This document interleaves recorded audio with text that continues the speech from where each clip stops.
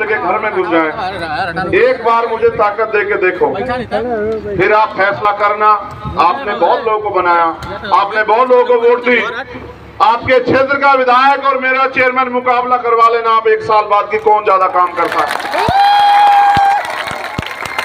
जब तक आप ताकत नहीं दोगे तब तक कोई ताकतवर नहीं होगा।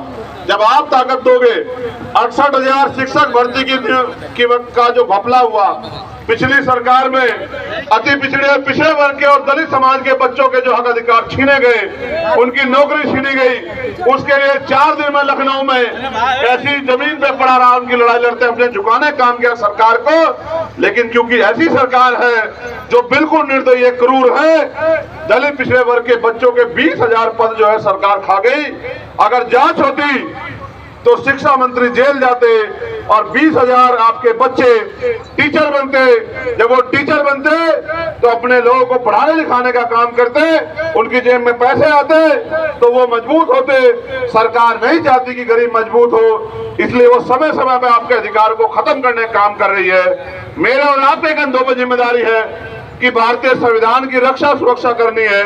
वो तभी हो पाएगी जब आप अपनी वोट को इस जिम्मेदारी के साथ मुझे सौंपने का काम करोगे। क्योंकि मानवर काशीराम साहब कहते थे, मेरी बात पे गौर करो,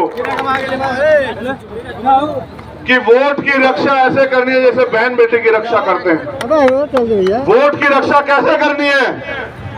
जैसे बहन बेटी की रक्षा करते हैं। और वोट को बेचना नहीं होता है, वोट को फेंकना नहीं होता है, वोट को जिम्मेदार आदमी को सौंपना होता है। अगर आपको मुझसे जिम्मेदार कोई लग रहा हो, मैं आपको खुले मन से कह रहा हूं, तो आप